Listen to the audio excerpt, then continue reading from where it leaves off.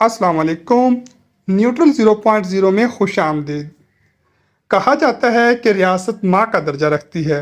جیسے ایک ماں اپنے بچوں سے محبت کرنے کے ساتھ ساتھ ان کی ضروریات کا بھی خیال رکھتی ہے، بالکل اسی طرح ریاست بھی اپنے شہریوں کا خیال رکھتی ہے۔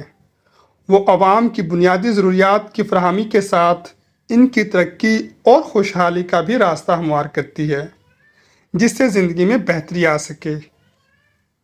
ملک میں ترقی اور خوشحالی کے لیے پالیسی اور منصوبے بنائے جاتے ہیں، جن میں تعلیم، صحت، انصاف، روزگار اور زندگی کو اپنی مرضی کے مطابق گزارنے کے ساتھ مذہبی، سیاسی اور معاشرتی آزادی شامل ہوتی ہے۔ اب سوال یہ پیدا ہوتا ہے کہ جب ایک ریاست یہ تمام سہولیات اور یہ حقوق اپنے تمام شہریوں کو دیتی ہے تو پھر یہ سہولیات اس طریقے سے عوام تک کیوں نہیں پہنچتی جیسے ان کا حق ہوتا ہے؟ کون سے ایسے عوامل ہیں یا کون سے ایسے لوگ ہیں جو اس کے آڑے آتے ہیں؟ اس کا جواب ریاست کے پالیسی میکر ہوتے ہیں، جنہیں سادہ الفاظ میں حکمران کہا جاتا ہے۔ یہ حقوق ہر طرح کی ریاست مہیا کرنے کی پابند ہوتی ہے، پھر چاہے اس میں جمہوری ریاست ہو یا بادشاہت کا نظام۔ ہم دیکھتے ہیں کہ ترقی یافتہ ممالک میں ایسی پالیسیز بنائی جاتی ہیں جن سے عام عوام کا فائدہ ہو، اسی وجہ سے ان کا وہاں پر معیار زندگی بہتر ہوتا ہے، اور پاکستان جیسے ترقی پذیر ممالک میں ایسا کم ہی دیکھنے میں آتا ہے۔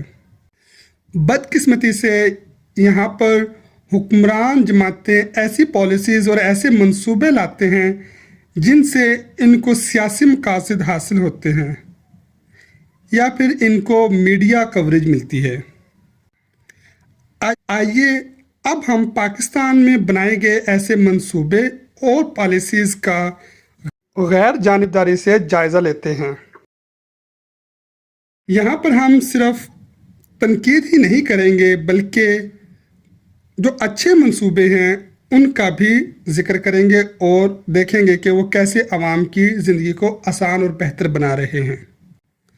سب سے پہلے اگر ہم تعلیم پر بات کریں تو بدقسمتی سے 75 سالوں کے اندر اس ملک میں ابھی تک ایک یکساں تعلیمی نصاب ہی نہیں بن پایا۔ ہاں، البتہ دانش اسکول جیسے میگا پروجیکٹس ضرور بنے ہیں جن سے صرف ایک محدود طبقے اور ایک محدود علاقے کے لوگوں کو فائدہ پہنچ سکا ہے۔ اگر یہی بجٹ، یہی پیسہ پورے ملک کے تعلیمی نظام پر لگایا جاتا تو ہمارے تعلیمی نظام میں یقیناً بہتری آ سکتی تھی۔ یہاں پر اگر میں آپ سے پوچھوں کہ اگر دانش اسکول سسٹم یا مفت تعلیم، ان دونوں میں سے کسی ایک پروجیکٹ کو بند کیا جائے تو زیادہ نقصان کس سے ہوگا؟ اسی طرح ایک ذرا سا موازنہ ہم ریسکیو 1122 اور اورنج لائن کا بھی کر لیتے ہیں۔ آج ہم دیکھتے ہیں کہ ریسکیو 1122 سے پورے پاکستان میں اس سروس کی بدولت حادثات کی وجہ سے ہونے والی اموات میں نمایاں کمی واقع ہوئی ہے، جبکہ اورنج لائن منصوبے سے جس پہ خربوں اربوں روپیہ خرچ کیا گیا، صرف ایک محدود ایک مخصوص علاقے کے لوگ فائدہ حاصل کر رہے ہیں۔ لنگر خانے اور مفت آٹا اسکیم ٹوٹل ایک غیر مؤثر اور غیر پائیدار منصوبے ہیں۔ ان سکیموں سے عوام کی تذلیل اور سیاسی جماعتوں کی تشہیر کے علاوہ کچھ حاصل نہیں۔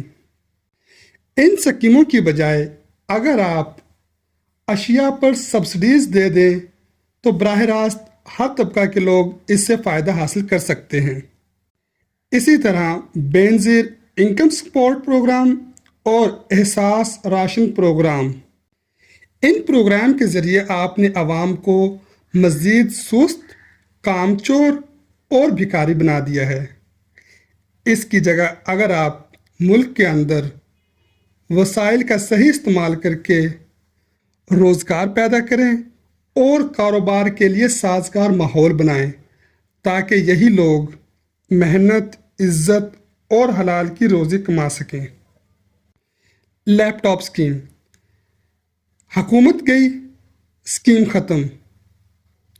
आप उसकी जगह उस बजट से मुल्क के अंदर कोई टेक्निकल इदारे कायम करें जिनसे आवाम, लोग, बच्चे, नौजवान हुनर सीख के निकलें और अपने बेहतर मुस्तकबिल बना सकें।